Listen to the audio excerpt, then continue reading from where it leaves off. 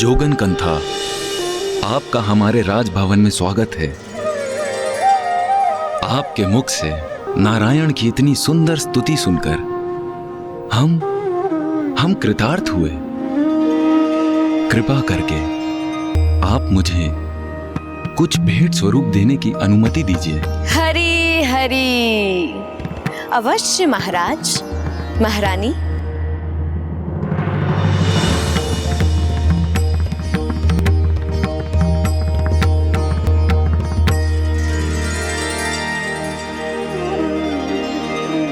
महाराज, महारानी, आपकी कन्या तो विवाह योग्य हो गई है।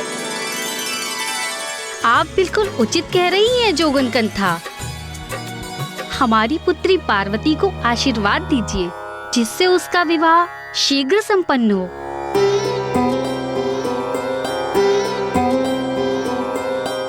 आपकी पुत्री तो तेजस्विनी है, सर्वगुण संपन्न है, संस्कारी है। इनका वर बनने हेतु तो ब्रह्मांड के अनेकों सुकुमार रूपवान राजकुमार उपस्थित हो जाएंगे।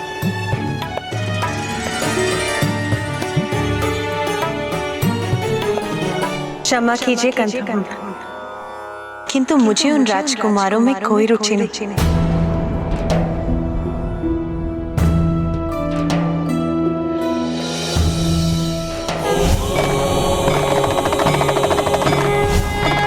ओह, हरि हरि हरि, तो कोई एक है जो विशेष है, जिससे विवाह करने की इच्छा है तुम्हारी?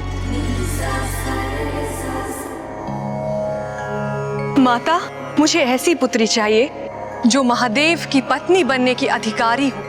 मैं तुम्हारी पुत्री बनकर तुम्हारी मनोकामना अवश्य पूर्ण करूंगी। नहीं जोगिनी माता, हमने हमारी पुत्री के लिए किसी विशेष वर का चुनाव नहीं किया है, किंतु हम हमारी पुत्री पार्वती के लिए एक अति उत्तम वर को ढूंढ रहे हैं। हरि हरि हरि, वर आप नहीं ढूंढेंगे महाराज, क्योंकि प्रत्येक कन्या का वर उसका भाग्य पूर्व में ही निर्धारित कर देता है, और आपकी कन्या को तो उसका भाग्य ज्ञात भी हो गया है।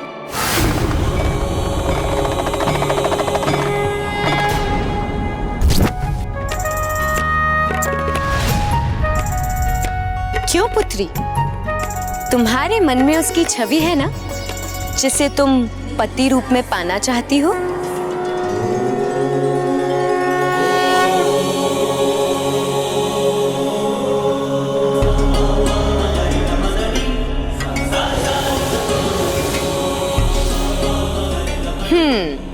देखा, मैंने कहा था ना, कन्या को तो भली भांति ज्ञात है कौन होगा इसका पति,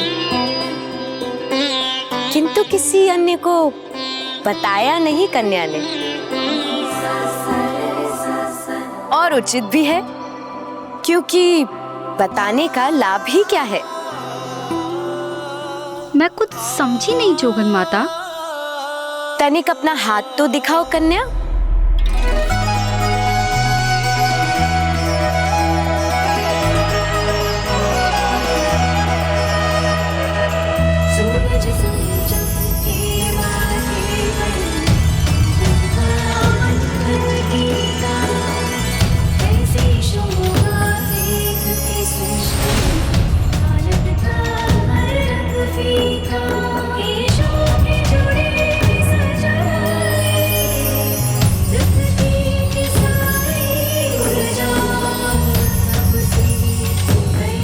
ऐसा क्यों आभास हो रहा है मुझे, जैसे स्पर्श से मैं पूर्व काल से ही परिचित हूँ। ये जोगन मुझे ऐसा आभास करा रही है जैसे दीर्घ काल से ही मेरे प्रेम और समर्पण का किसी से अटूट नाता हो।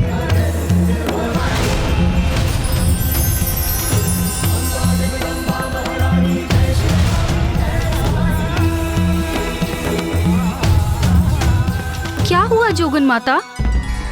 वही महारानी जो मेरा अनुमान था। इतनी सरलता से अपने पति का साथ नहीं पा पाएगी कन्या।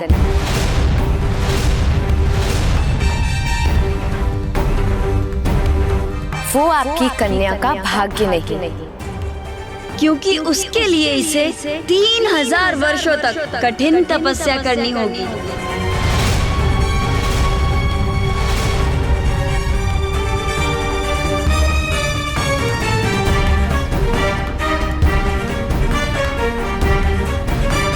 कठोर तप?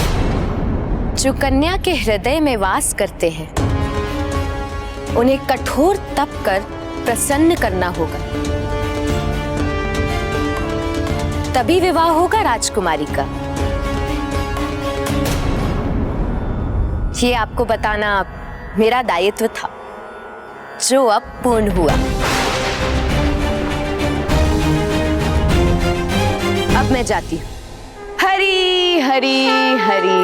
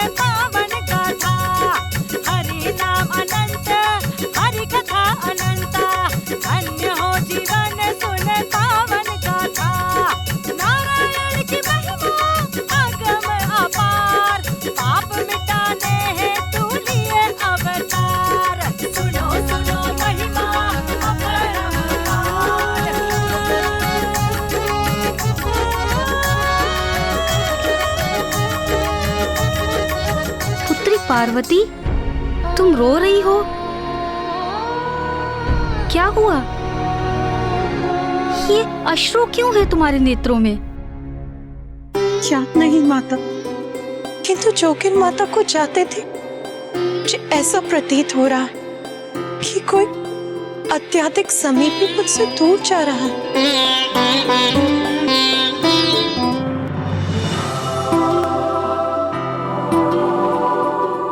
जोगन माता कंथा के कथन माता पार्वती के मन में गूंज उठे थे, इसीलिए माता पार्वती ने अपनी 2 प्रिय सखियों के साथ वन जाकर तप करने का निर्णय लिया।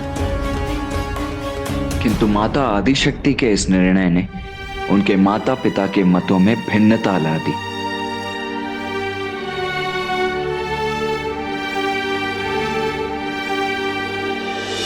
पिताश्री, मुझे आज्ञा दीजिए और आशीर्वाद भी कि मैं अपनी तपस्या संपन्न कर सकूं। पुत्री, मैं तुम्हें रोककर तुम्हें तुम्हारे भाग्य से दूर क्यों रखूं? सभी को अपने जीवन का लक्ष्य प्राप्त करने हेतु प्रयास करने का पूर्ण अधिकार है। मैं तुम्हें तुम्हारे इस अधिकार से वंचित कैसे रख सकता हूं?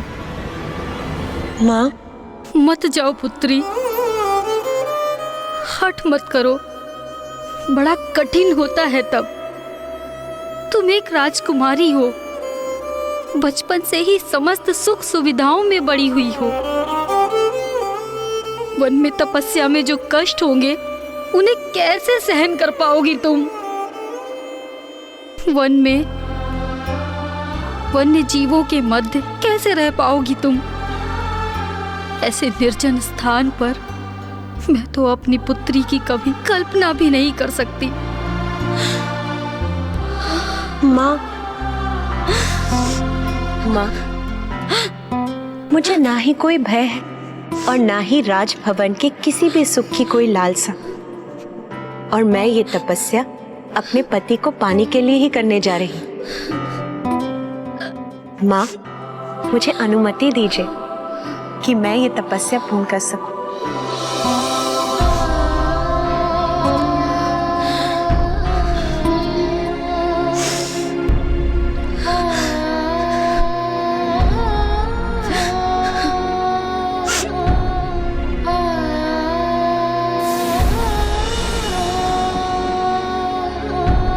पुत्री, प्रीत की सच्ची कहानी सब राज रंगों से परे, वो प्रेम की बातें करे, माने न जग की रीत को, ढूंढे वो मन के मीत को, रेशा दया रचने लगी। उमा, उमा बाहर मत जाओ उमा।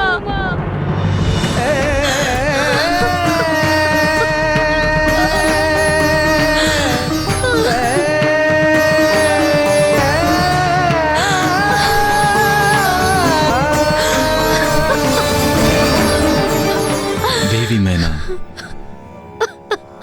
जाने दीजिए पुत्री पार्वती को। जोगन माता ने उसका मार्गदर्शन किया है। महादेव को पाने हेतु उसका तपस्या करना अनिवार्य है। तप करने से उसे अपने जीवन में लक्ष्य की प्राप्ति होगी। इसीलिए पुत्री पार्वती को मत रोकिए, उसे अपने पथ पर अग्रसर होने दीजिए। जाओ पुत्री।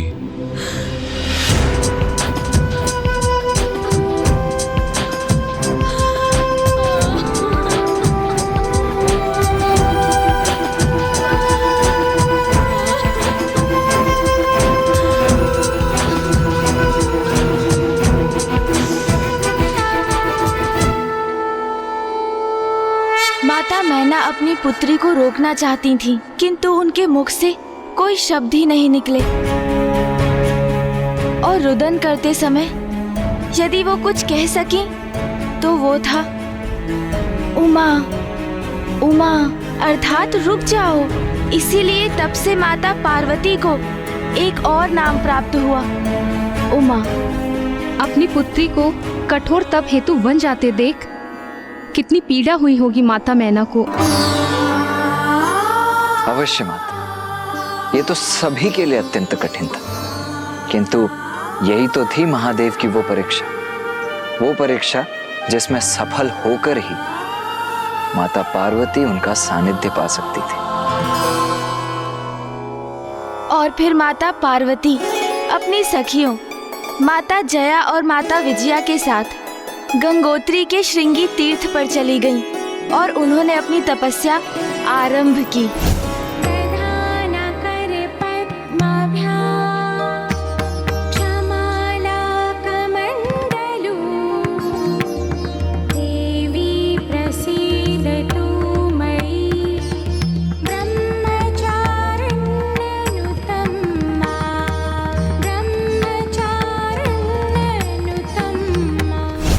माता द्वारा महादेव का ध्यान करते ही उनके मुख से स्वतः पंचाक्षर शिव मंत्र ओम नमः शिवाय का निरंतर जाप करना आरंभ हुआ।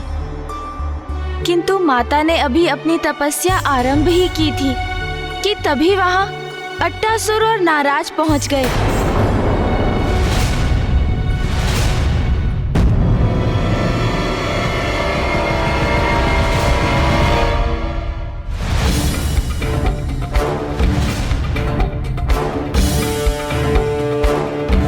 चलो विजया, पार्वती का ध्यान से उठने का समय होने वाला है। चलो चलकर उसके लिए कुछ फल ले आते हैं।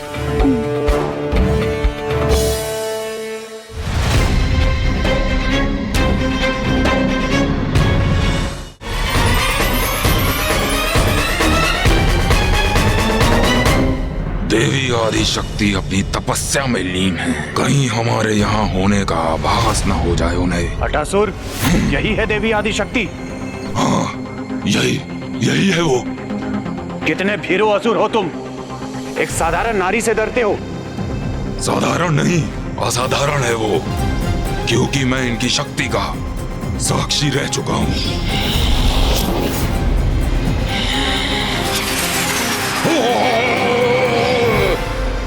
अच्छा, तो अब तुम और ये ये देवी आदि शक्ति मेरी शक्ति के साक्षी बनोगे, जो मेरे लिए अति उत्तम भी है, क्योंकि मैं इस नारी का वध कर महाराज तारकासुर के समक्ष तुम्हें एक मूर्ख और दुर्बल असुर प्रमाणित कर दूंगा।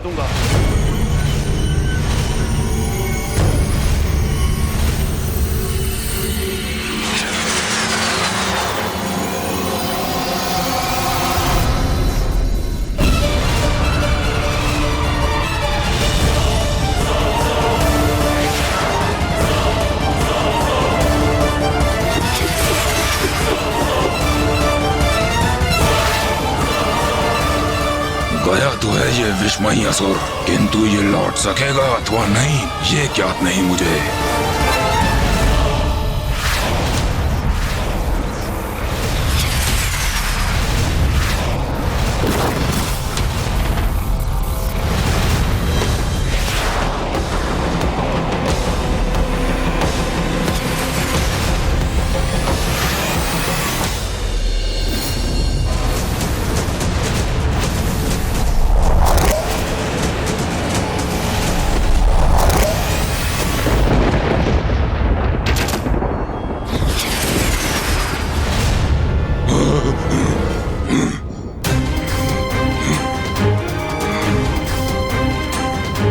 अब याद हुआ मूर्ख, मैं क्यों भयभीत हो रहा था? अब बता सकते हो मुझे, दुर्बल मैं हूं या तुम?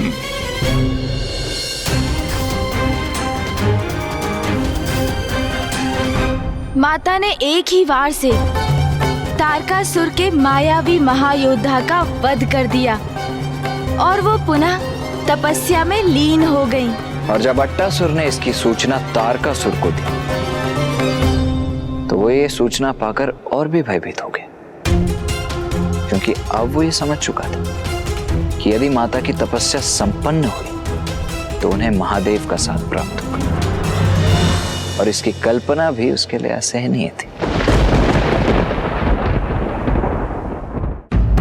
अब उसका ये विश्वास कि माता के अहित में ही उसकी रक्षा निहित है और भी सुदृढ़ हो गया था।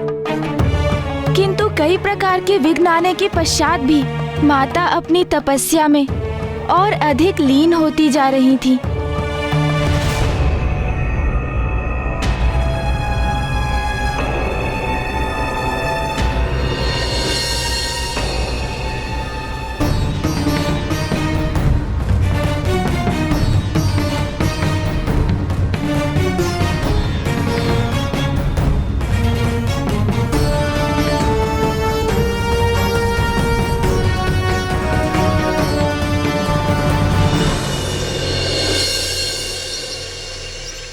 वर्षा, ग्रीष्म और शीत ऋतुएं आती जाती रहीं, किंतु माता अपने स्थान पर स्थिर पंचाक्षर शिव मंत्र का निरंतर जाप करती रहीं। प्रथम वर्ष तो उन्होंने फलाहार कर अपना तप किया, किंतु द्वितीय वर्ष से उन्होंने फलों का भी परित्याग कर दिया। अब वो मात्र वृक्षों के पर्ण अर्थात उनके पत्तों का भोजन प्राप्त कर तप में लीन रहने लगी।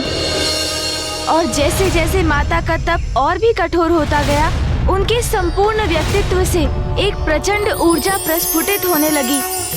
इस मध्य दुष्ट तारकासुर माता की तपस्या भंग करने की मंशा से अपने अनेकों असुरों को भेजता रहा, किंतु वे बार बार असफल होते रहे। और फिर एक दिवस तारकासुर ने अपने अनुचर अट्टासुर के साथ माता के समक्ष जाने के लिए भेज दिया और एक नवीन असुर को।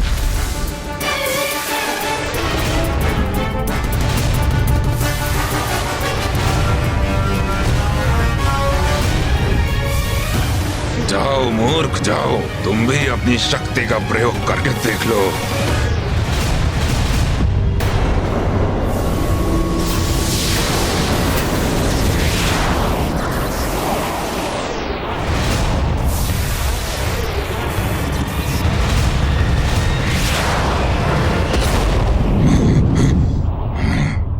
एक और मूर्ख असुर का अंत हुआ, इसकी सूचना भी दे देता हूँ महाराज तारकासुर को।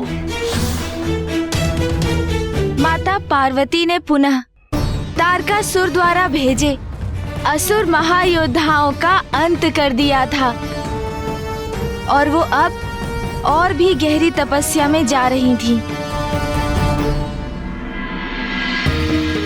पार्वती, ये लो पर्ण। और फिर एक समय ऐसा भी आया जब माता ने पर्ण अर्थात पत्तों के आहार का भी परित्याग कर दिया।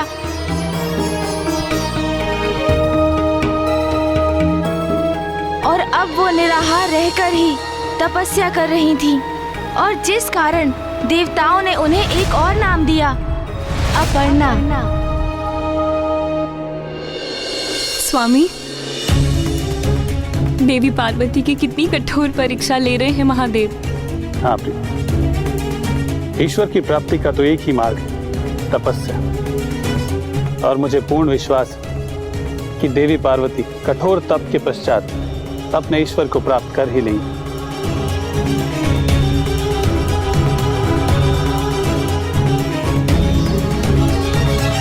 पार्वती, ये तो परीक्षा का एक आरंभ मात्र है तुम्हारे लिए। ऐसी कई परीक्षाओं का सामना करना तो विशेष है तुम्हारा।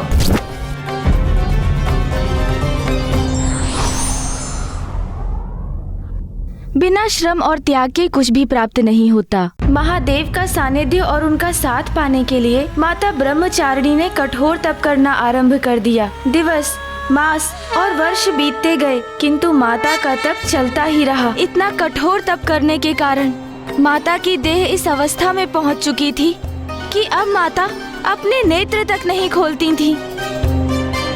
पंचाक्षर मंत्र ओम नमः शिवाय का जाप करते करते माता महादेव के जाप में पूर्णतः रम गई थी, और इसी प्रकार सहस्त्रों वर्ष बीत गए। किंतु ब्राह्मण देवता, माता पार्वती इतने वर्षों से इतना कठोर तप कर रही थी, तो महादेव उनके तप से प्रसन्न क्यों नहीं हुए?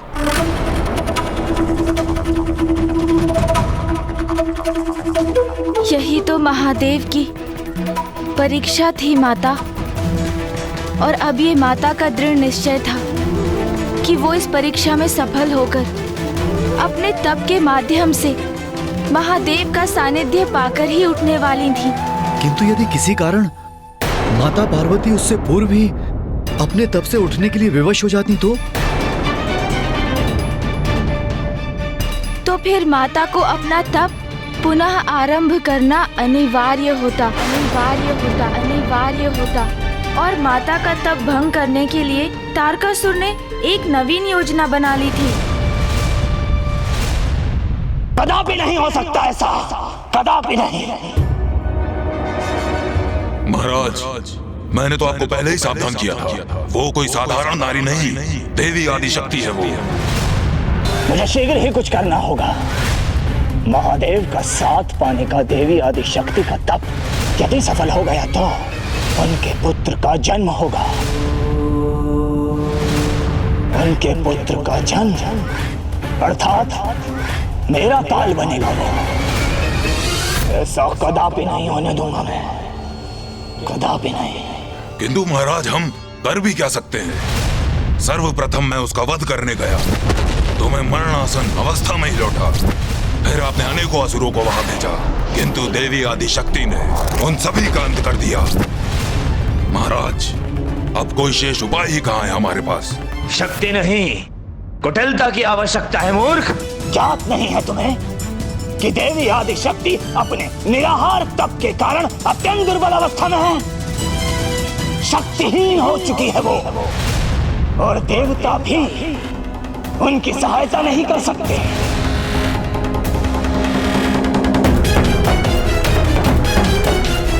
क्योंकि उन्हें तो यज्ञ के भविष्य से वंचित कर मैंने ही दुर्बल बना दिया।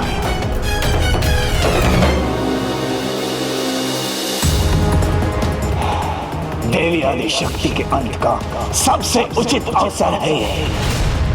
अब अपना सबसे भीषण प्रहार कर उस देवी का अंत करूंगा मैं। और इस बार कोई चूक नहीं होगी मुझसे, कोई नहीं। ओम नमः शिवाय, ओम नमः शिवाय, ओम नमः शिवाय,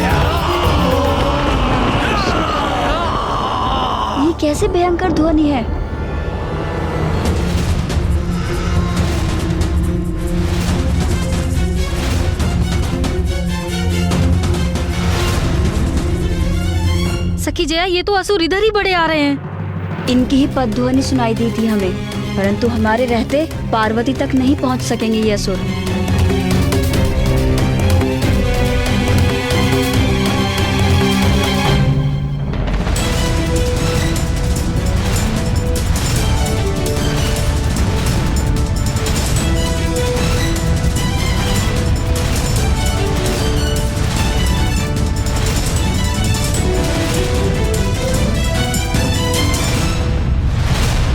ताड़कासुर ने माता पर आक्रमण करने अपनी संपूर्ण सेना भेज दी, किंतु माता तो अपने तप में पूर्णतः लीन है। माता आदिशक्ति तो स्वयं संपूर्ण असुर सेना का अंत करने में समर्थ थी, किंतु वो अपनी तपस्या में इतनी लीन थी कि उन्हें इस आक्रमण का आभास ही नहीं था। हाँ महाराज, और देवता भी असुरों से युद्ध करने की अवस्था में नहीं थे, क्योंकि वो अत्यंत दुर्बल हो चुके थे। तो इन असुरों का विनाश कर ये कौन सुनिश्चित करने वाला था कि अब माता के तप में कोई बाधा न आए? माता की कोई लीला अकारण नहीं होती महाराज। उनकी प्रत्येक लीला के पीछे छिपा रहस्य समय आने पर ही उजागर होता है।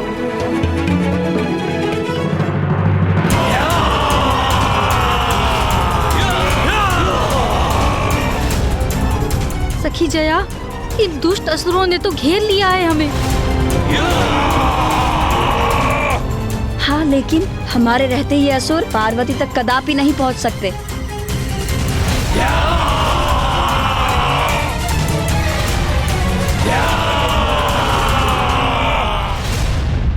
इस दुष्ट ताड़कासुर ने अपनी समस्त सेना भेजकर माता पार्वती पर आक्रमण कर दिया। इसने तो सृष्टता की सभी सीमाएं लांघ दी है।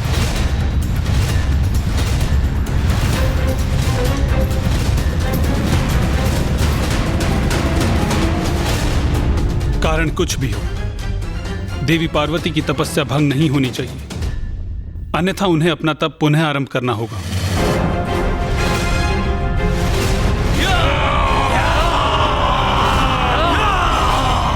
माता मैना और महाराज हिमावन ने हमें यहाँ पार्वती की सुरक्षा के लिए भेजा है। भले ही आज हमारे प्राण क्यों न चले जाएं, परंतु पार्वती का हित कदापि नहीं होने देंगे हम।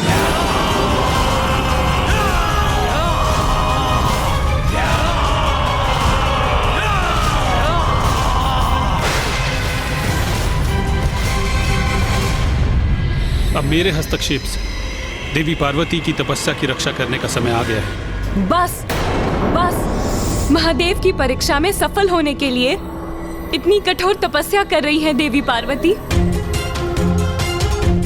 किंतु ये कपटी दुष्ट ताड़कासुर इसी अवसर का लाभ उठाकर देवी पार्वती को क्षति पहुंचाने का प्रयास कर रहा है, किंतु मैं ऐसा कदापि होने नहीं दूंगी। नाथ, आज मत रोकिए मुझे, और आप स्वयं भी कुछ मत कीजिए, क्योंकि आज मैं इस दुष्ट ताड़कासुर को नारी के प्रचंड क्रोध की शक्ति का परिचय दूंगी। उचित। देवता संकट में थे और ताड़कासुर का वध करने के लिए महादेव और माता पार्वती के पुत्र का जन्म अनिवार्य था। नारी शक्ति जागृत हो चुकी थी और माता लक्ष्मी ताड़कासुर के असुरों को ऐसा पाठ पढ़ाने के लिए तत्पर थी जिसकी उन असुरों ने कल्पना भी नहीं की थी।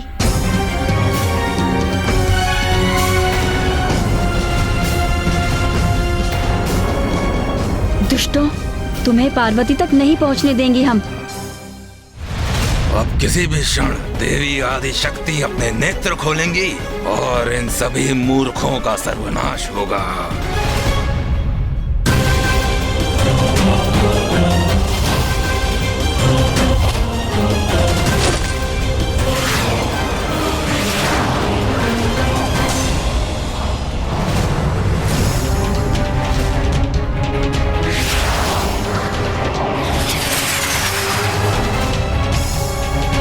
ये बाण तो बड़ी तीव्र गति से हमारी ओर बढ़ रहे हैं सखी विजया, इन्हें कैसे रोके हम?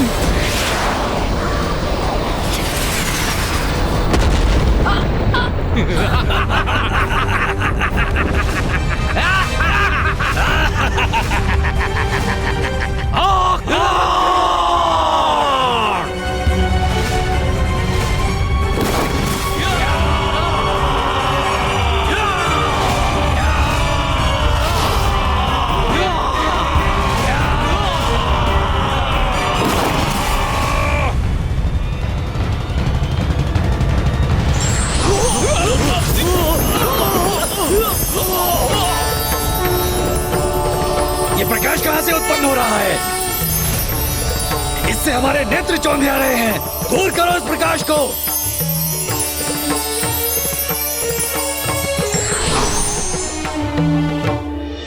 माता लक्ष्मी,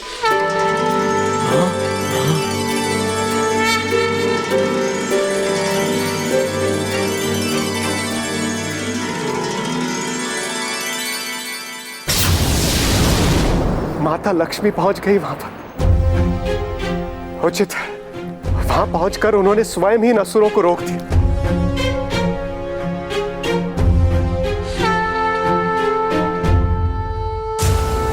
तुम सबको अंतिम चेतावनी देने आई हूँ यहाँ।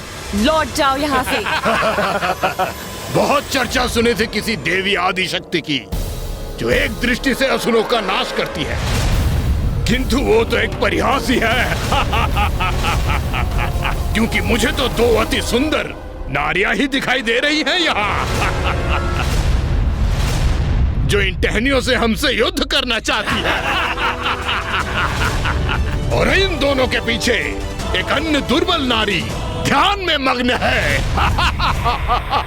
और अब तुम आई हो देवी, किंतु तुम्हारे हाथ में तो टहनियों जैसे शस्त्र भी नहीं है। मूर्ख असुर, तुम दुष्टों का अंत करने के लिए कोई अस्त्र शस्त्र की आवश्यकता नहीं है मुझे। तुम्हारा अंत करने के लिए एक नारी की शक्ति ही पर्याप्त है। बस, बहुत हुआ। अब अपने अनर्गल प्रलाप से मेरा समय व्यर्थ ना करो। जाओ सैनिकों, पकड़ के लाओ इन तीनों स्त्रियों को और मेरे सामने प्रस्तुत करो।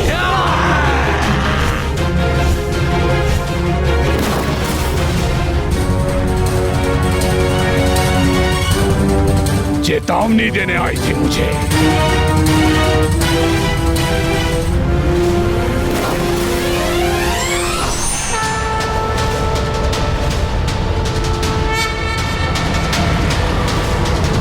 नारी के स्वभाव में कितना अनुरूप है तुम्हारा ये स्वभाव देवी।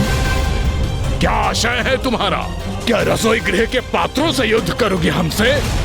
तो क्या ये स्वर्ण कलश अस्त्र इस देवी का और हमारे इन अस्त्र शस्त्रों का सामना ये कलश करेंगे?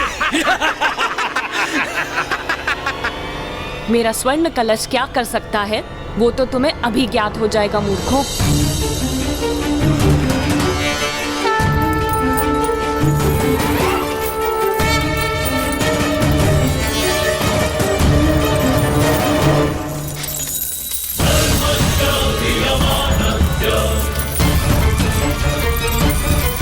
ये देवी स्वर्ण मुद्राओं की वर्षा क्यों कर रही है?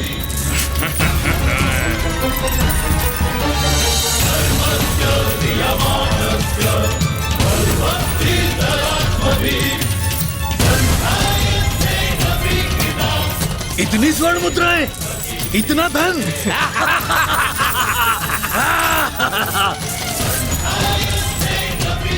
देवी लक्ष्मी की ये युक्ति तो अति उत्तम है। लालच तो असुरों का स्वभाव है। इन स्वर्ण मुद्राओं को देखकर मेरे भीतर भी लालच उत्पन्न हो रहा है।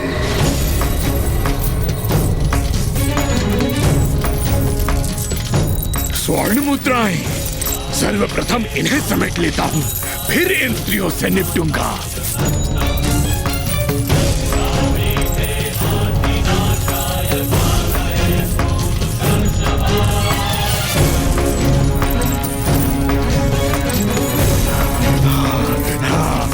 स्वर्ण मुद्राएं।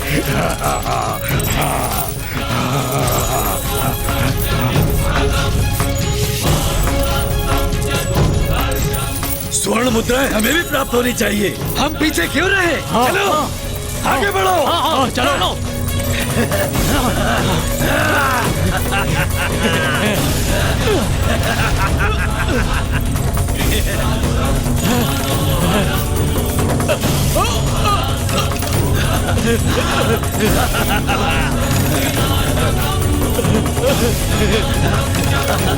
स्वर्ण मुद्रा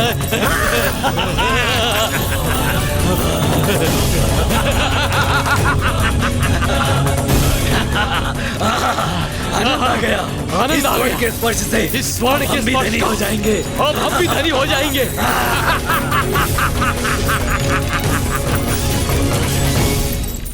स्वर्ण मुद्राओं की इतनी बारिश से इतना दूर क्यों हूं मैं? इन मूर्खों को मैं यहाँ पर लेकर आया, इसलिए स्वर्ण पर सर्वाधिक मेरा अधिकार है। तो फिर मैं यहाँ किस निमंत्रण की प्रतीक्षा कर रहा हूँ? महाराज तारकासुर क्या देते हैं मुझे? सदैव इन व्यर्थ के कार्य हेतु भेज देते हैं, किंतु अब इन स्वर्ण मुद्राओं को समेटकर मैं भी धनी और शक्तिशाली बनूंगा, शक्तिशाली बनूंगा। इतनी स्वर्ण मुद्रा एकत्रित कर ली मैंने, अब तो धन ही धन है मेरे जीवन में। अभी मैं और स्वर्ण मुद्रा एकत्रित कर लेता हूँ।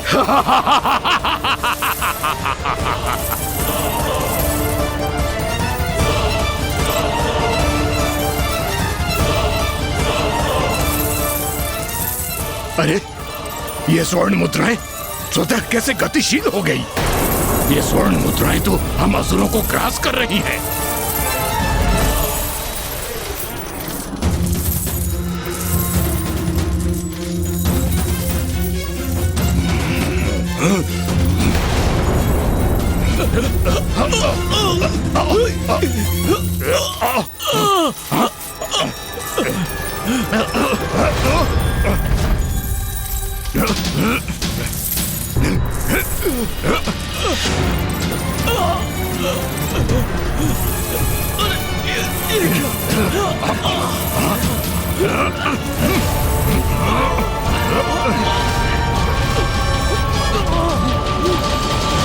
इन दुष्टों को उचित दंड दिया है देवी लक्ष्मी ने।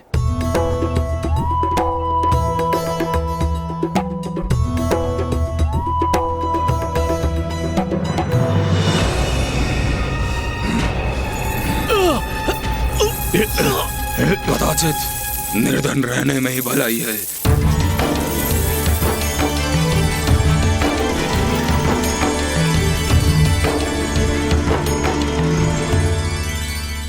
तुम्हें चेतावनी दी थी मैंने।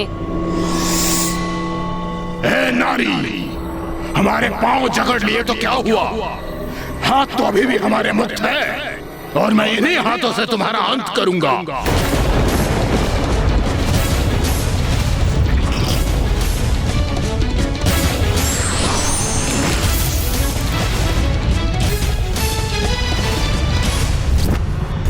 अब हमारे बाण तुम्हें भेद देंगे नारी।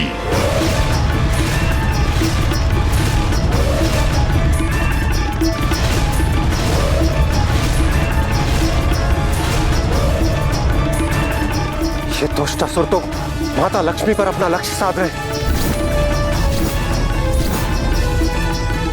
लो देवी, अब अपने काल से भेंट करो तुम।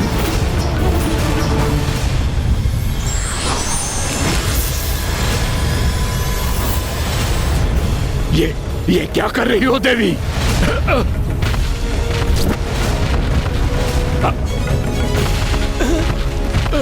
अरे ये स्वर्ण मुद्रा है, ऊपर उठकर घेर रही है हमें, हमें बाधित कर रही है ये मुद्राएं।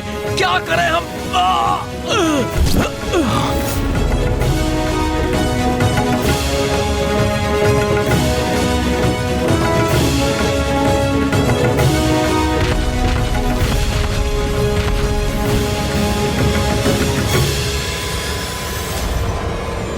माता लक्ष्मी, इन असुरों को स्तब्ध कर माता पार्वती के तप की रक्षा करने के लिए आपको कोटि कोटि धन्यवाद।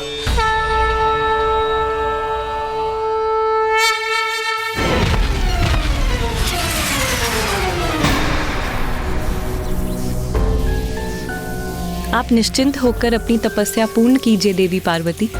मैं आप तक कोई बाधा या विघ्न नहीं पहुंचने दूंगी।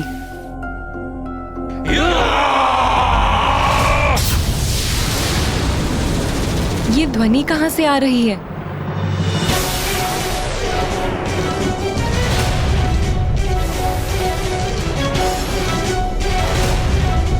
सावधान देवी, अब हम तुम्हारा संहार करेंगे। सावधान।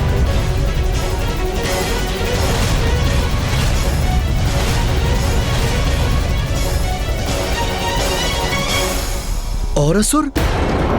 तारकासुर ने और असुरों को भेज दिया ब्राह्मण देवता? हाँ महाराज। तो फिर क्या किया माता लक्ष्मी ने?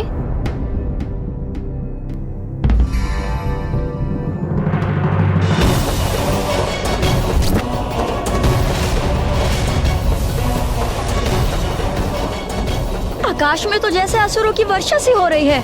इन सभी को कैसे नष्ट करेंगी देवी लक्ष्मी?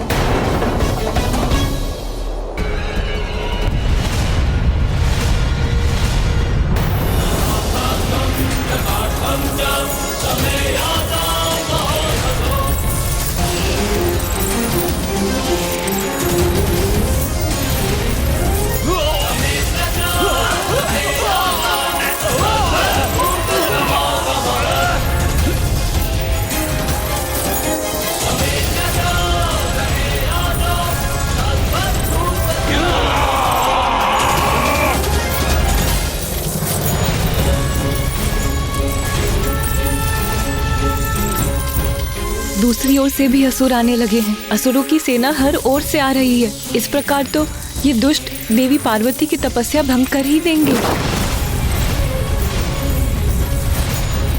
इतने सारे असुरों का संहार मैं एकाकी कैसे करूंगी?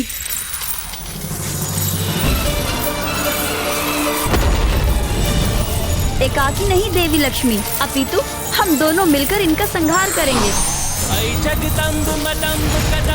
वन प्रिय वासिनी हासरते शिखर शिरोमणि तुंग हिमलय श्रृंग निजालय मध्यगते।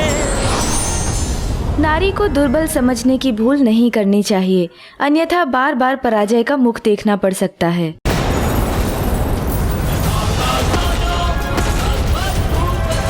सहस्त्रों वर्षों से देवी पार्वती तप पर स्थित है और ये दुष्ट इनका तप भंग करना चाहता है। इन असुरों की संख्या अधिक होने के कारण इन्हें रोकना भी मेरे लिए एक परीक्षा ही है।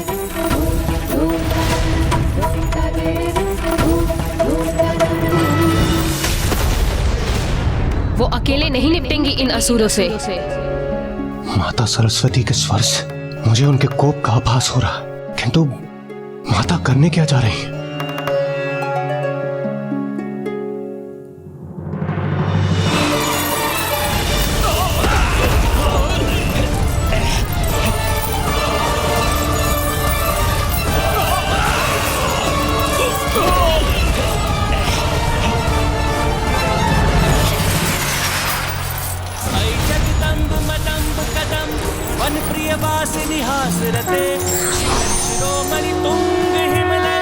प्रणाम देवी सरस्वती।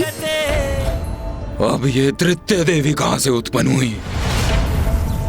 और ये क्या वीणा? ये देवी संगीत वादन करने जा रही है।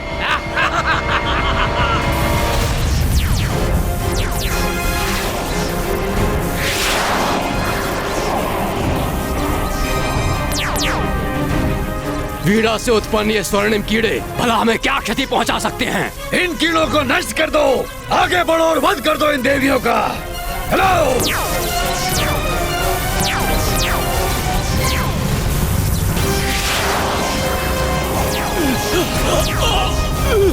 अरे हम तो बंदी बन गए। इन स्वर्णिम कीड़ों ने हमें बंदी बना लिया। मुक्त करो हमें, मुक्त करो हमें।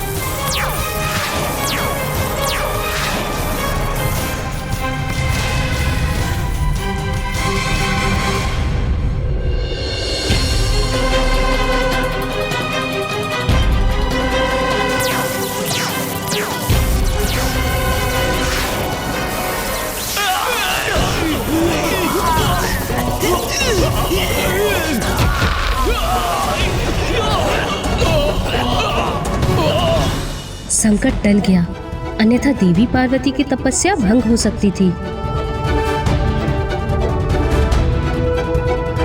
इतने विचित्र किंतु इतने प्रभावशाली अस्त्र शस्त्र मैंने पूर्व कभी नहीं देखे। इन देवियों को पराजित करना तो असंभव ही प्रतीत होता है। ऐसा कौन है जो इनका वध करने में सक्षम हो?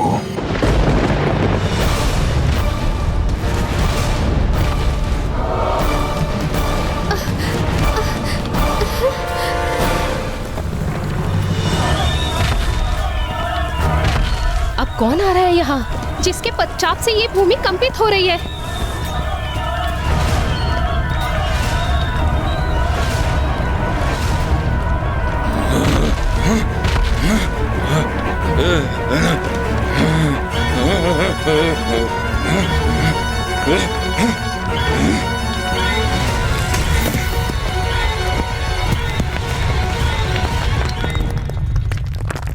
ये क्या? महाराज तारकासुर ने महाअसुर अबुआ को भेजा है?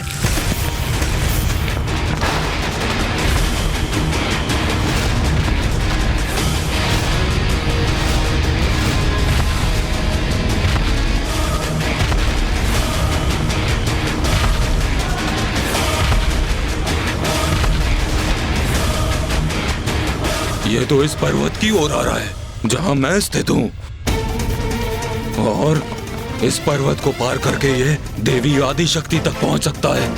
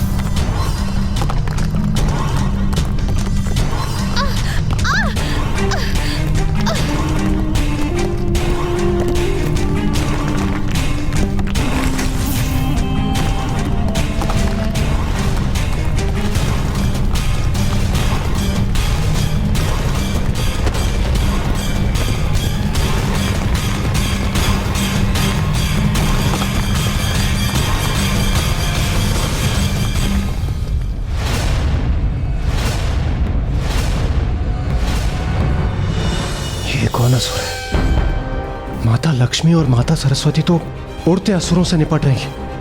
अब ये एक और नवीन असुर उत्पन्न हो गए। मुझे भय है कहीं असुर माता की तपस्या न भंग कर दे। यदि देवी पार्वती अपनी तपस्या से उठने के लिए विवश हुई तो वो महादेव की परीक्षा में कभी सफल नहीं हो पाएंगी।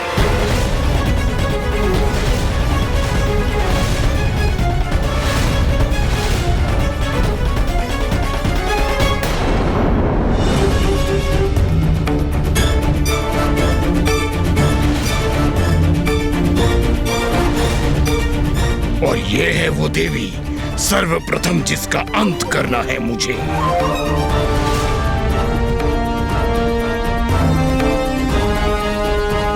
तो ये सब हो रहा है यहाँ देवियों,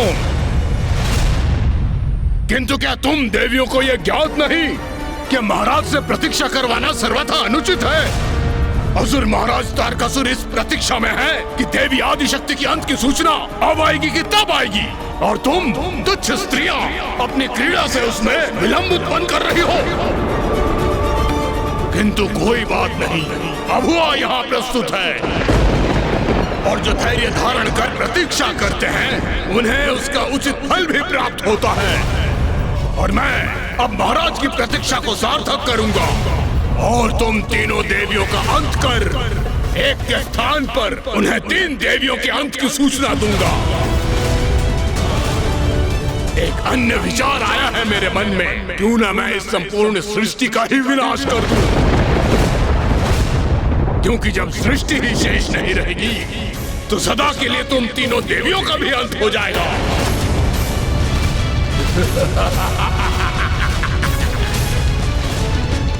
विभाजनास्त्र, विभाजनास्त्र।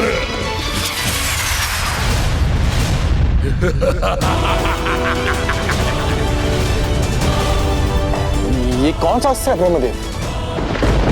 ये वो अस्त्र है वायुदेव जो किसी को भी दो भागों में विभाजित कर सकता है।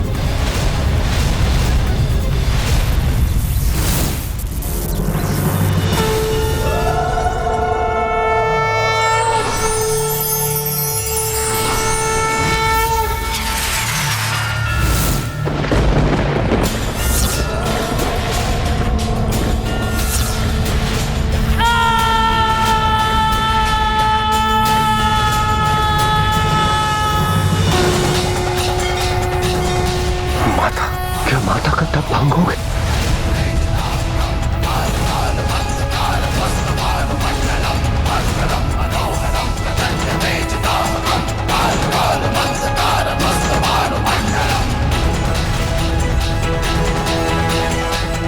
जिसका भय था वही हो, माता की तपस्या भंग हो गई।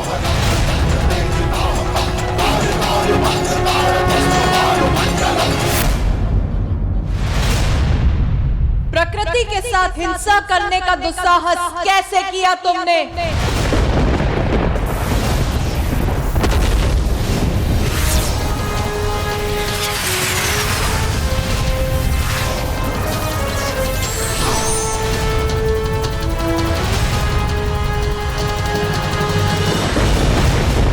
प्रकृति के साथ जो रोष उत्पन्न करता है उसका यही परिणाम होता है, सर्वनाश।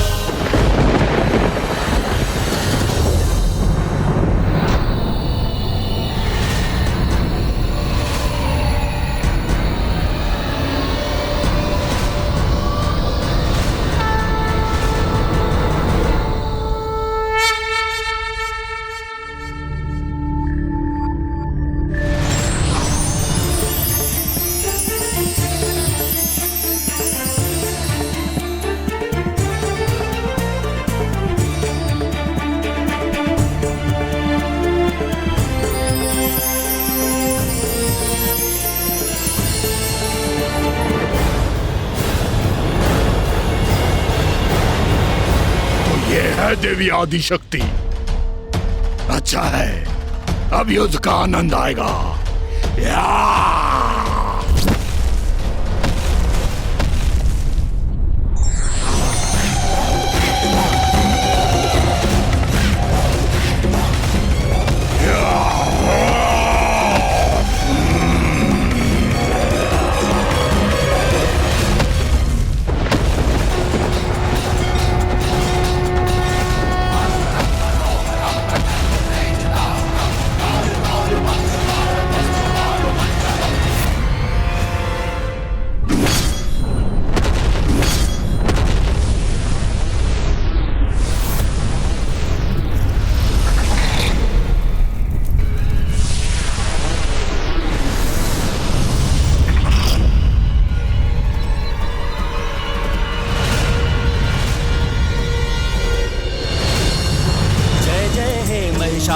मर्दिनि रम्य कपर्दिनि शैलसुते मधुरे मधु कैटभ गंजिनि कैटभ गंजिनि रासरते जय जय हे महिषासुर मर्दिनि रम्य कपर्दिनि शैलसुते जय जय हे महिषासुर मर्दिनि रम्य कपर्दिनि शैलसुते जय जय हे महिषासुर मर्दिनि रम्य कपर्दिनि शैलसुते जय जय हे महिषासुर मर्दिनि रम्य कपर्दिनि शैलसुते। माता पार्वती ने असुरों का तो वध कर दिया, किंतु उनकी तपस्या भंग हो गई। माता अपने तप से उठ गई, तो अब वो महादेव को कैसे प्रसन्न कर सकती थी? तो क्या तारकासुर अपने मंतव्य में सफल हुआ?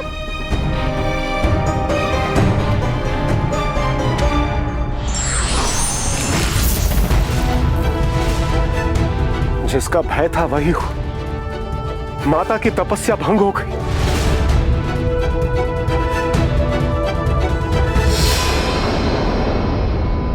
माता तो अपने स्थान से उठी ही नहीं थी।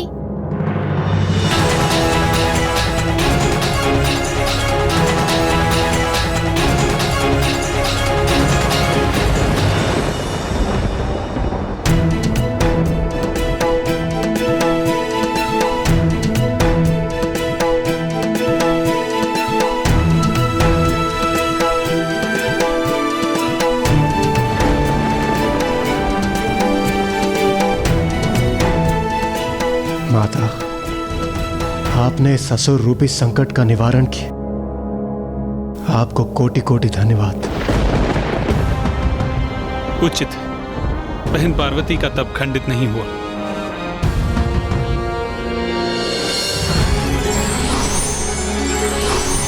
ये है माता आदिशक्ति की लीला। माता पार्वती का तप भंग भी नहीं हुआ और असुर सेना का सर्वनाश भी हो गया, किंतु माता पार्वती का तप अभी संपन्न नहीं हुआ था, अर्थात महादेव की परीक्षा में वो अभी भी सफल नहीं हुई थी। और इस अवधि में देवता और भी अशक्त हो रहे थे और उन सभी के मन में एक ही प्रश्न उमड़ रहा था। ब्रह्मदेव, महादेव कब तक इस प्रकार माता पार्वती की परीक्षा लेते रहेंगे? हाँ नाथ, 30 सहस्त्र वर्षों से देवी पार्वती की इतनी कठोर तपस्या का फल अब उन्हें प्राप्त होना ही चाहिए। हाँ प्रिय, आप सर्वथा उचित कहती हैं, किंतु ज्ञात नहीं महादेव इतनी प्रतीक्षा क्यों करवा रहे हैं।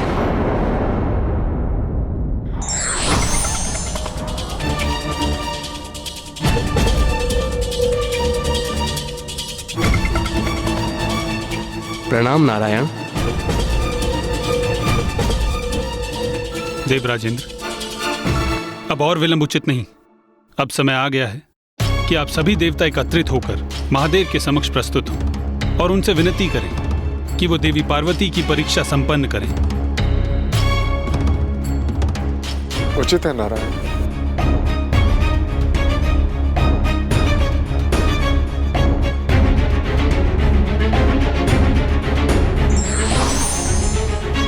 नारायण, हमें भी महादेव से निवेदन करने जाना चाहिए।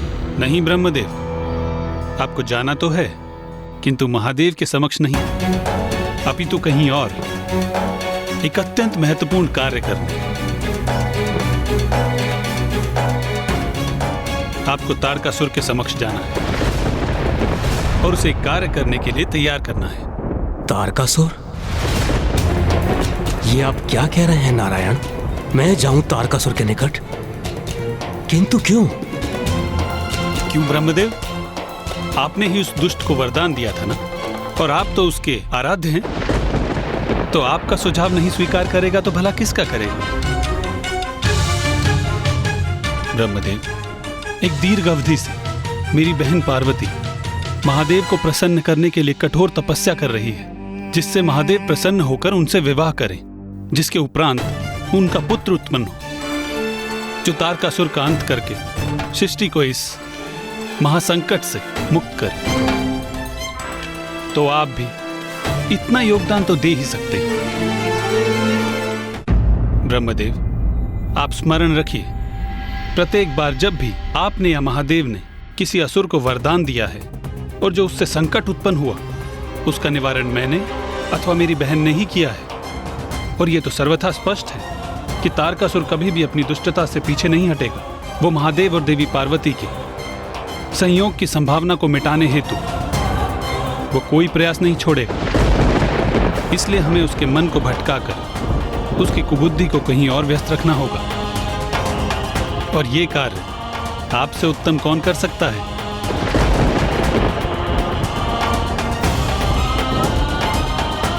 माता पार्वती को और कितने कष्ट सहने नहीं इंद्रदेव, पार्वती की परीक्षा अभी पूर्ण नहीं हुई है। प्रभु कोई तो राह दिखाइए।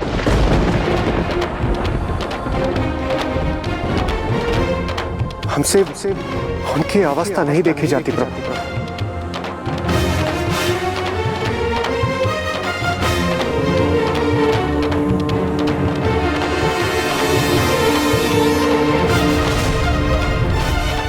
तो अब क्या करने जा रहे थे महादेव?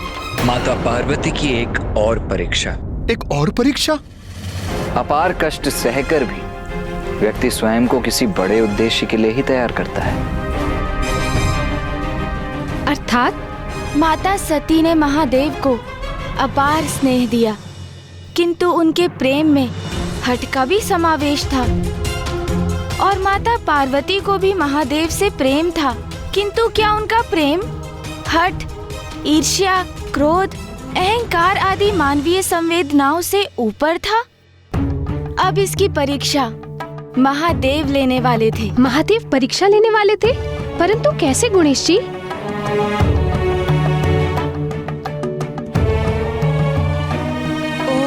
नमः शिवाय, ओम नमः शिवाय, ओम नमः शिवाय, ओम नमः शिवाय।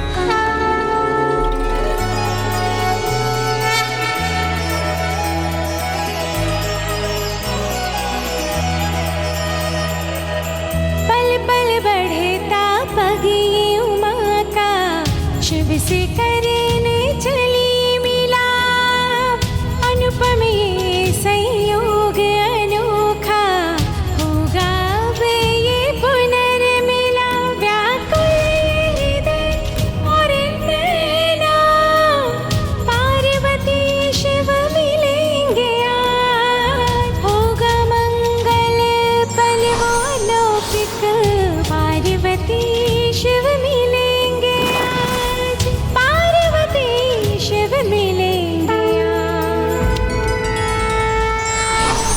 कठिन परीक्षा और प्रयत्न के उपरांत ही मनचाहा परिणाम प्राप्त किया जा सकता है। ईश्वर अपनी लीला के माध्यम से यही संदेश देते हैं।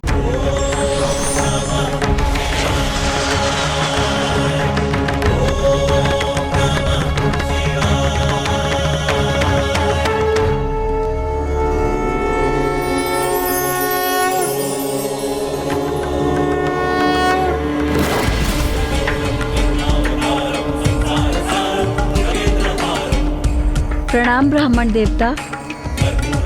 कल्याण कल्याण कल्याण।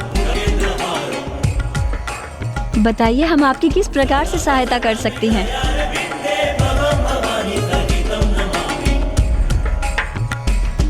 मैं तो एक साधारण ब्राह्मण हूँ जो इस मार्ग से जा रहा था और मुझे एक अद्भुत तेज का आभास हुआ।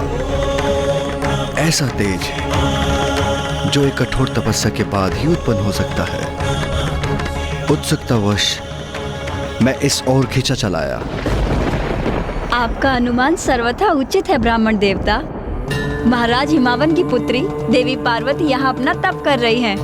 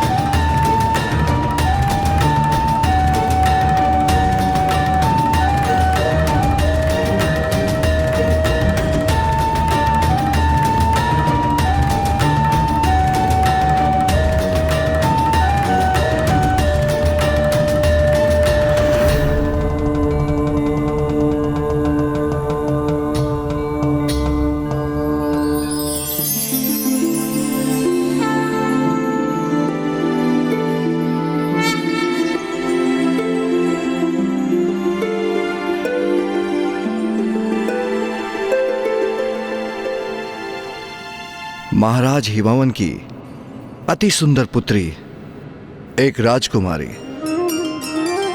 इतनी युवावस्था में इस वन में कठोर तपस्या कर रही है। भला क्यों? आपके पिताश्री तो अत्यंत संपन्न है, धनवान है, हिमालय पर्वत के राजा हैं। आपकी सभी इच्छाओं को क्षण भर में पूर्ण कर सकते हैं।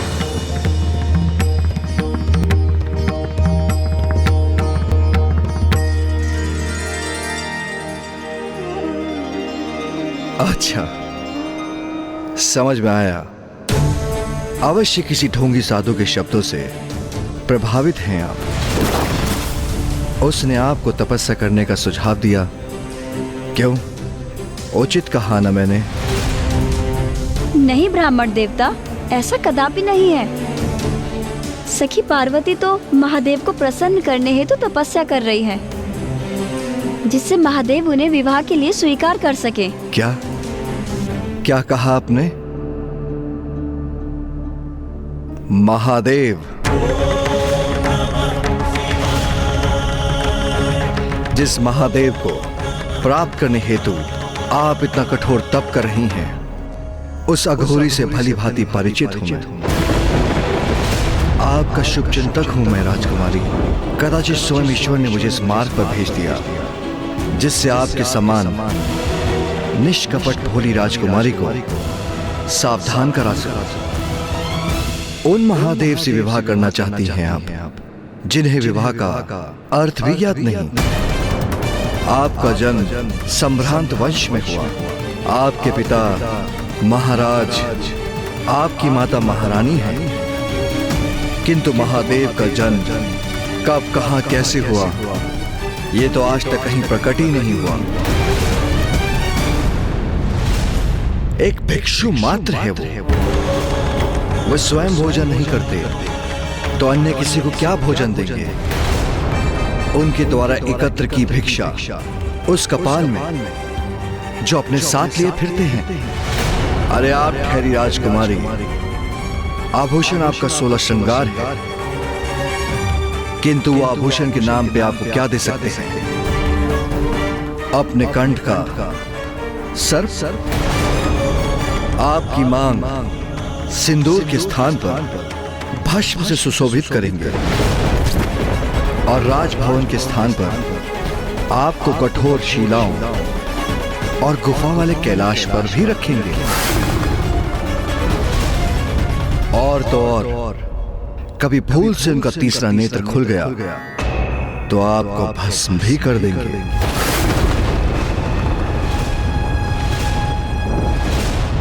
उस अघोरी से आपके इस तथाकथित विवाह के उपरांत क्या वो आपके साथ कैलाश में भी रहेंगे, अथवा आपको ही उनके साथ शमशानवासी बनना होगा?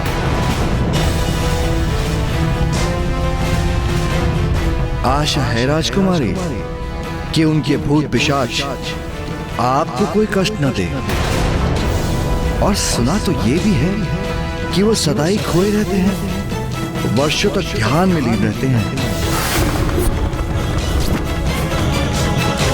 और आप तो अभी से मृत पशु के चर्म को अपने शरीर पर धारण करने का अभ्यास कीजिए, और धारण ना भी करें तो उनकी दुर्गंध सहने के लिए तैयार हो जाइए, क्योंकि आपके वो शिव उसे धारण करना नहीं छोड़ेंगे। मैं तो ये समझने में असमर्थ हूं कि आप क्या समझकर महादेव से विवाह कर रही हैं। इतनी सुंदर राजकुमारी हैं आप, महादेव के नाम का जाप कर इतनी कठोर तपस्या कर किस अवस्था में पहुंच गई हैं आप, जिन महादेव के विवाह के पूर्व भी आपकी ये दशा कर दी, वो विवाह के उपरांत आपको क्या सुख देंगे? आपको क्या सुख देंगे? आपको क्या सुख देंगे? महादेव माता पार्वती को उकसा रहे थे और माता पार्वती प्रतिपल और क्रोधित होती जा रही थी। और दूसरी ओर ब्रह्मदेव तारकासुर के राजभवन पहुंचकर नारायण की योजना को क्रियान्वित करने जा रहे थे। एक बार पुनः मेरे असुरों ने निराश किया मुझे, और उस देवी ने एक संपूर्ण सेना को नष्ट कर दिया। मेरे सबसे शक्तिशाली महाअसुर अभुआ का वध कर दिया उस देवी ने। तुम्हारी समस्त शंकाएं एक एक कर सत्य हो रही हैं तारकासुर। कौन है? कौन है? कौन है जो मेरे विचारों को पढ़ रहा है?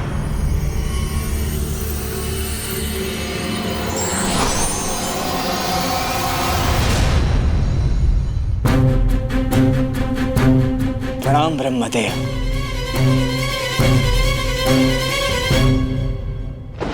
तुम्हारी चिंता भली भांति ज्ञात है मुझे। तुम मुझसे कुछ भी नहीं छिपा सकते हो तारकासुर। क्या सोचा था तुमने? तुम मुझसे ऐसी अवस्था में मृत्यु का वरदान मांगोगे जो सर्वथा असंभव प्रतीत होगा, और तुम अमर हो जाओगे। क्यों? सत्य कह रहा हूं ना मैं। किंतु अब ऐसे संयोग प्रस्तुत हो रहे हैं जो असंभव प्रतीत होता था वो शीघ्र संभव हो सकता है। महादेव देवी आदि शक्ति अर्थात देवी पार्वती से विवाह करेंगे। इसकी संभावना बढ़ती जा रही है। यदि महादेव ने देवी पार्वती से विवाह किया तो उनका पुत्र भी अवश्य होगा, और वही पुत्र बनेगा तुम्हारा काल, बनेगा तुम्हारा काल, बनेगा तुम्हारा काल हूं तुम्हारा। शीघ्र जन्म लेकर तुम्हारा वध करूंगा मैं। किंतु मैं अपने सबसे बड़े और महान भक्त के साथ ऐसा कदापि नहीं होने दूंगा। इसलिए इस बार मैंने हस्तक्षेप करने का निर्णय लिया है। एक और ब्रह्मदेव जहां तारकासुर को अपनी योजना में उलझा रहे थे, वहीं महादेव द्वारा ली जाने वाली परीक्षा माता के लिए और कठोर होती जा रही थी। देखिए राजकुमारी, प्रतीत होता है आप एक कल्पना की उड़ान से रचित संसार में जी रही हैं। महादेव की वास्तविकता से पूर्णतः अनभिज्ञ हैं। अपने सुंदर नेत्र खोलिए और सत्य देखिए राजकुमारी। महादेव की विवाह के उपरांत आपको कष्ट ही कष्ट सहने होंगे। राजभवन में रहती हैं आप, और महादेव से विवाह के उपरांत आपको शिलाओं पर रहना होगा। इतने सुंदर रथों पर आरूढ़ होती हैं आप, और महादेव का वाहन क्या है? वो वृद्ध बैल।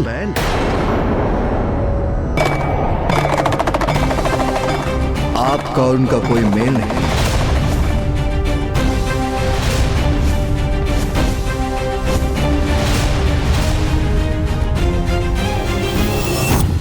बार बार नारायण आदि शक्ति मेरे असुरों को दिए वरदान का तोड़ जो ढूंढ लेते हैं, इस बार तुम्हारे माध्यम से मैं प्रमाणित करना चाहता हूं कि मैं उनसे कहीं अधिक श्रेष्ठ हूं। मैं तुम्हारी सहायता करूंगा तारकासुर।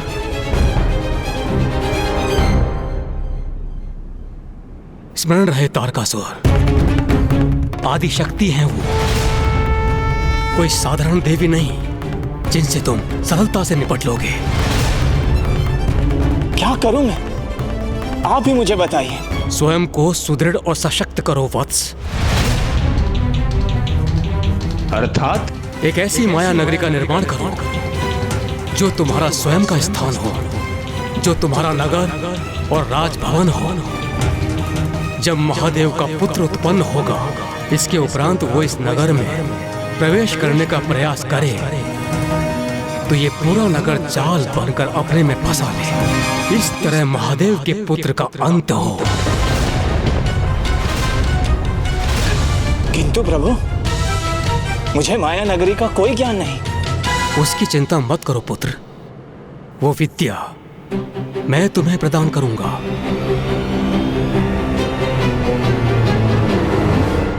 कोटि कोटि धन्यवाद प्रभु आपका। किंतु प्रभु, यदि मैं अपनी माया नगरी चला गया तो फिर स्वर्ग का क्या होगा? स्वर्ग लौटा दो देवताओं को, स्वर्ग लौटा दो देवताओं को, स्वर्ग लौटा दो देवताओं को। प्रतीत होता है तारकासुर मेरी योजना के भंवर में फंस चुका है, और उन्हें आदेश दो कि तुम्हारे अधीन रहकर स्वर्ग का कार्यभार संभालें।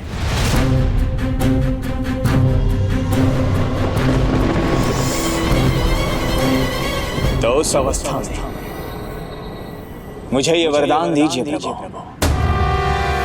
कि मैं अपनी कल्पना से बढ़कर उस नगर का निर्माण कर सकूं जहां मेरा ही विधान स्थापित हो, और जब तक मैं वहां स्थित रहूं संपूर्ण त्रिलोक मेरे अधीन रहे।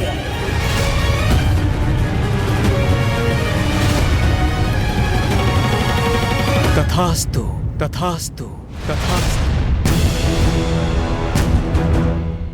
धन्यवाद प्रभु।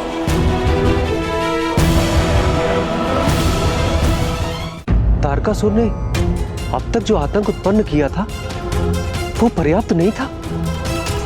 जो ब्रह्मदेव ने उसे एक और वरदान प्रदान कर दिया। महाराज, इस वरदान के पीछे ब्रह्मदेव और नारायण की एक द्विपक्षीय रणनीति थी। प्रथम कि देवता स्वर्ग पर अपना अधिकार पुनः स्थापित कर सके, और द्वितीय कि तारकासुर अपने नगर के निर्माण में व्यस्त हो जाए, उसका मन भटका रहे, जिससे देवताओं को कुछ और अवकाश प्राप्त हो, जिस अवधि में महादेव और माता पार्वती का विवाह भी संपन्न हो जाए। किंतु विवाह के लिए तो सर्वप्रथम माता पार्वती को महादेव की परीक्षा में सफल होना होगा ना? हाँ माता, आप सर्वथा उचित कह रही हैं। किंतु अभी कैसी परीक्षा ले रहे थे महादेव कि माता का क्रोध उनके चरम पर ही पहुंच रहा था? क्षमा कीजिए ब्राह्मण देवता, आपका सम्मान करना मेरा धर्म है, इसीलिए मैं आपको कुछ नहीं कह रही हूँ। किंतु आपको मेरे समक्ष महादेव की निंदा करने की अनुमति नहीं है।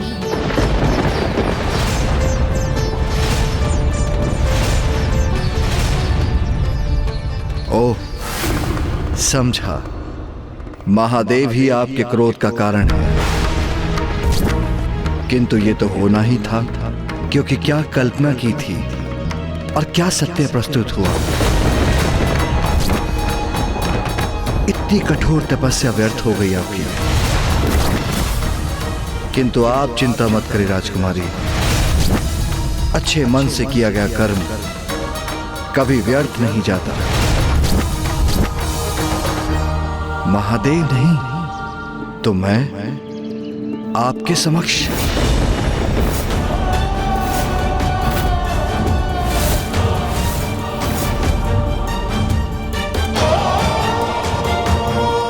ये आप क्या कह रहे हैं ब्राह्मण देवता?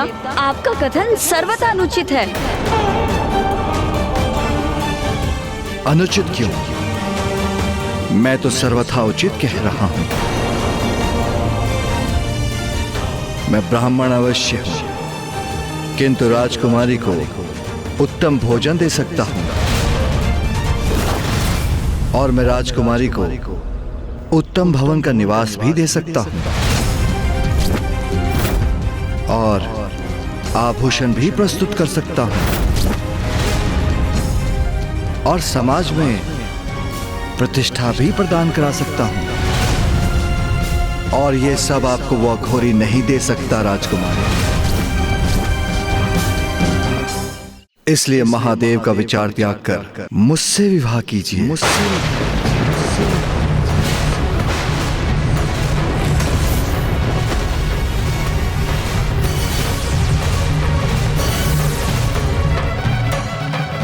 ब्राह्मण देवता, ब्राह्मण देवता, ब्राह्मण देवता, इतना दुस्साहस आपका?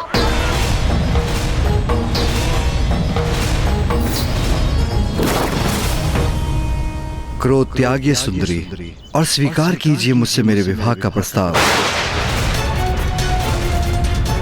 मुझसे भेंट होना तो सौभाग्य था आपका, अन्यथा महादेव से विवाह करके अनेकों कष्ट सहने पड़ते आपको।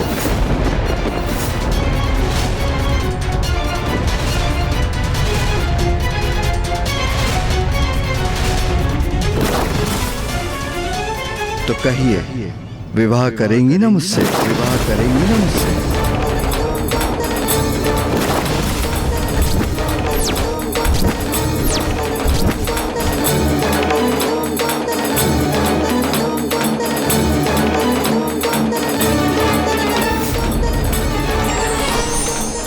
महादेव, इन ब्राह्मण देवता को शांत कराइए स्वामी। इनके अनुचित शब्द मेरे हृदय को बेध रहे हैं। मुझे ज्ञात है पार्वती, ये तुम्हारे लिए कष्टदायी होगा, किंतु ये वो परीक्षा है जिसके द्वारा ही तुम स्वयं को सिद्ध कर सकती हो और ये परीक्षा तुम्हें देनी ही होगी।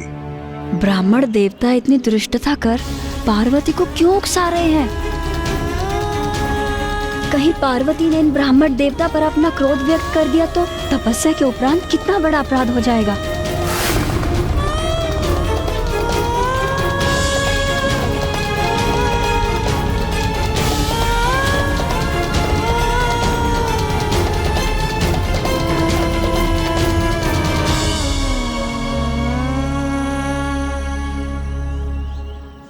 मुख फेरने से क्या होगा राजकुमारी, मैं अपना उत्तर प्राप्त कर कर ही रहूंगा।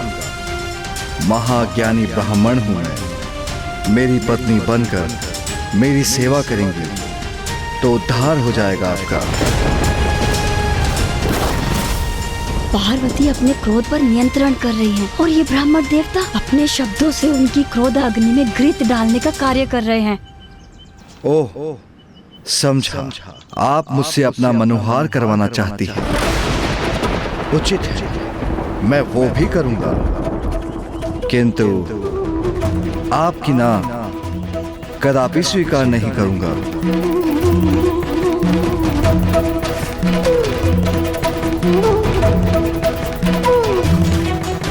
मैंने अपार सहनशीलता का परिचय दिया है, किंतु ऐसे अनुचित शब्द कब तक सहूंगी मैं? ये मेरी कैसी परीक्षा है स्वामी? उत्तर दीजिए सुंदरी। व्यक्तित्व भी अत्यंत आकर्षक है मेरा।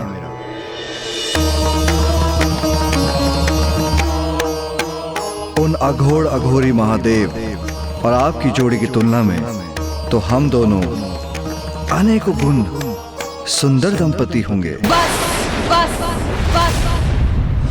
जगदम्ब मदम्ब कदम्ब वन प्रिय वासिनी हासरते शिखर शिरोमणि तुंग हिमलय श्रृंग निजालय मध्य। बहुत आदर सम्मान हो गया है इन ब्राह्मण देवता का,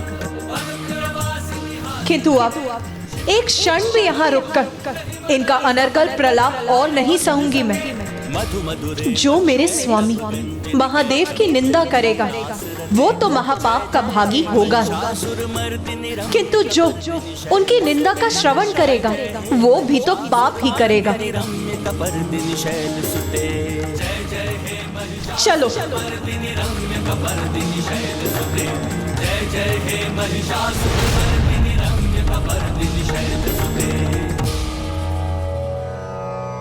महादेव की परीक्षा ने तो माता को अत्यंत कुपित कर दिया और अब वो महादेव से दूर जा रही हैं। अब क्या होगा? अब माता का क्रोध शांत कैसे होगा? इतनी बड़ी भूल मत करो कन्या, मुझसे मुख फेर कर मत जाओ।